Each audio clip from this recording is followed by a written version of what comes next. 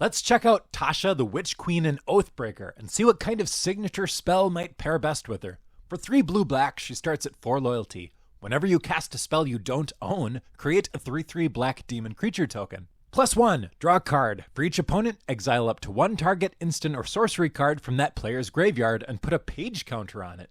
-3, you may cast a spell from among cards in exile with page counters on them without paying their mana cost. Also, Tasha can be your commander, and that's worth mentioning because you could build this as an EDH deck and trim cards from it as needed to turn it into an Oathbreaker deck. Kind of a 2-for-1 deal.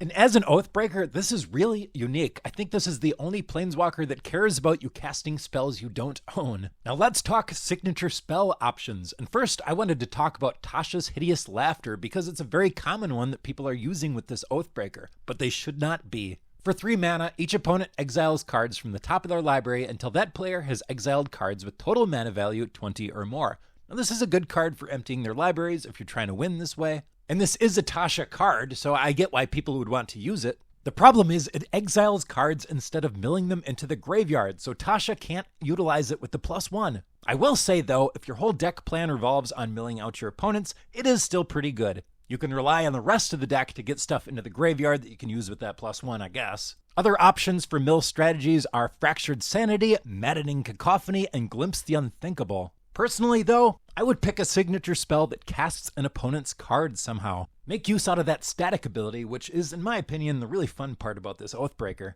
And I was surprised at how many options I found. How about Spelljack, counter target spell? If it's countered this way, exile it. As long as it remains exiled, you may cast it without paying its mana cost. Or Memory Plunder, which casts an instant or sorcery card from an opponent's graveyard without paying its mana cost. Xander's Pact, each opponent exiles the top card of their library. You may cast spells from among those cards this turn. If you cast a spell this way, pay life equal to that spell's mana value rather than paying its mana cost. And it's got Casualty too, so as you cast it, you may sacrifice a creature with power 2 or greater when you do copy this spell. Flawless Forgery with Casualty 3, exile target instant or sorcery card from an opponent's graveyard. Copy that card. You may cast the copy without paying its mana cost. Stolen Goods, target opponent exiles cards from the top of their library until they exile a non-land card. Until end of turn, you may cast that card without paying its mana cost. Sorcerous Squall costs 9, but it does have Delve. Target opponent mills 9 cards. Then you may cast an instant or sorcery spell from that player's graveyard without paying its mana cost. I love how this fills the graveyard for the +1 also.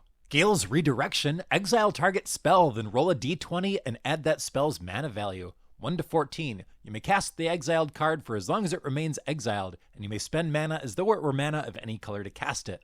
15+. You may cast the exiled card without paying its mana cost, for as long as it remains exiled.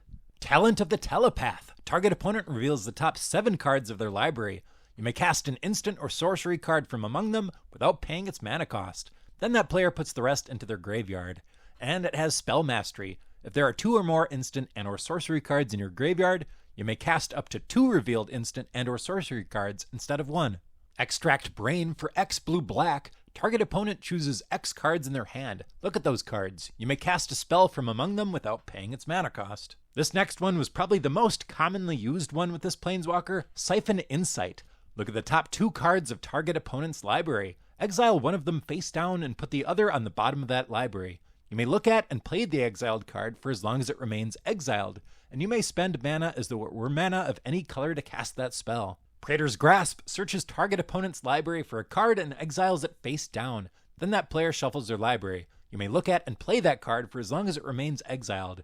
Now remember, with this one you do have to have the correct colored mana to cast it. It's not like the newer versions that let you cast it with mana of any color. Just a couple more. We got Predator's Hour. Until end of turn, creatures you control gain Menace, and whenever this creature deals combat damage to a player, exile the top card of that player's library face down. You may look at and play that card for as long as it remains exiled, and you may spend mana as though it were mana of any color to cast that spell.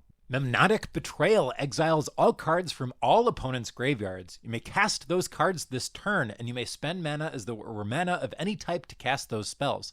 At the beginning of the next end step, if any of those cards remain exiled, return them to their owner's graveyard. If you enjoyed this video or found it helpful, please hit that like button because that is super helpful to me. That tells YouTube that people enjoy the video and it'll share the video more with more people. And as a thank you, here are 3 more Oathbreaker videos for you to watch. Thanks a lot for watching and I'll see you next time.